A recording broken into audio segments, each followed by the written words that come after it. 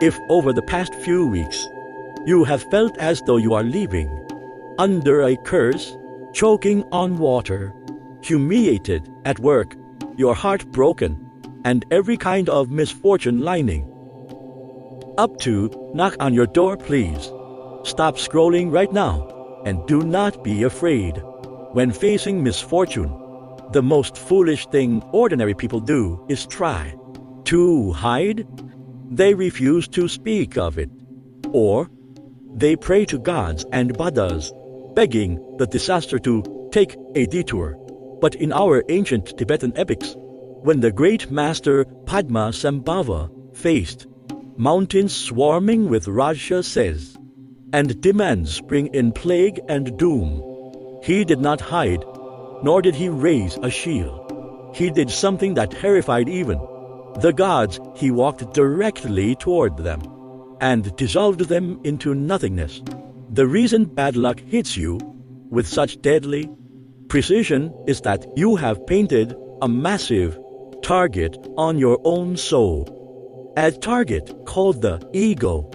If you want to completely put an end to this streak of bad luck tonight, please listen quietly to these 3 tantric methods of dissolution. Pay close attention to the third one. It once saved my life. The first method we called alchemy of Mahakala.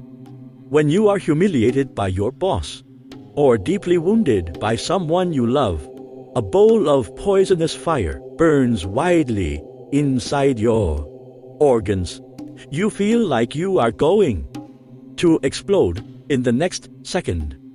You must understand, these are not your emotions at all. These are the karmic winds, carrying demons of wrath, invading your energy channels when you are weak. The more you argue with them in your head, the more you shirk, the fatter this demon grows, until it burns your heart to ashes. Listen to me. The moment this toxic anger strikes, stand up immediately.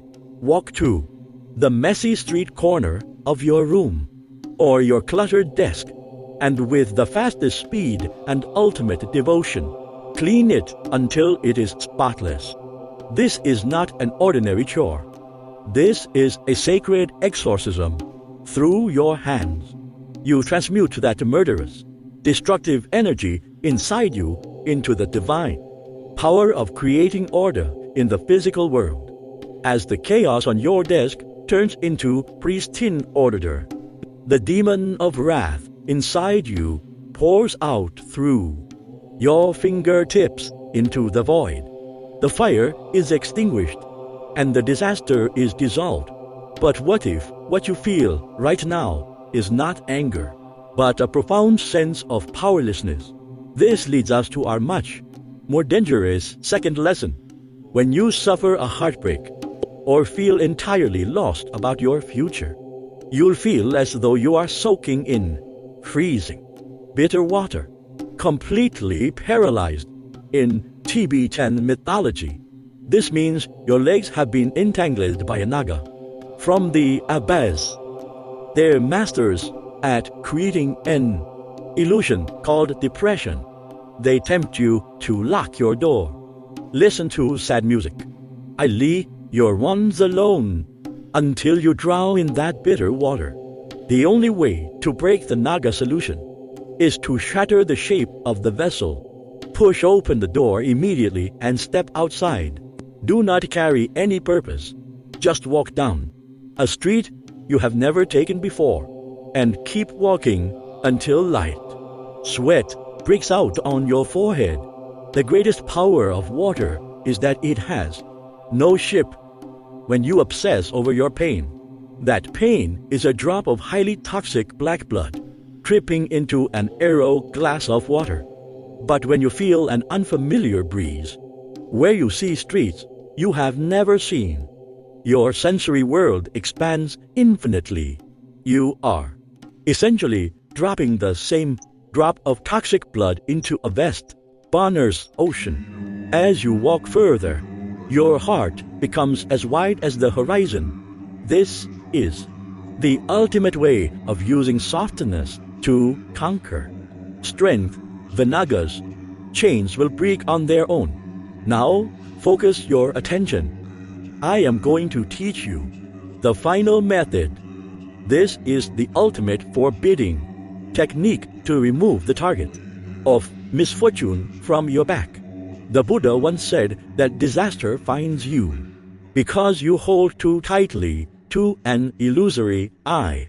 As long as this I feels wrong as long as it feels a sense of lack, the dark arrows of fate will always hit you. In our tradition, there is a highly dangerous practice known as Cho, the severance. When a practitioner is surrounded by hungry ghosts, the Edek, in a midnight graveyard, they never pray for protection. Instead, they blow the bone flute, actively offering their own flesh and blood to the demons. For you, how do you practice this? When you feel you are at your unluckiest, your poorest, and your most unloved, immediately go and do one tiny, selfless act. Give the cone to a beggar on the street. Buy the sausage. 4. As 3. Sincerely compliment a stranger. This may seem trivial, but it will instantly trigger a nuclear explosion in your subconscious. In the exact moment of giving, you solemnly declare to the laws of the universe, "Look, I am not lacking.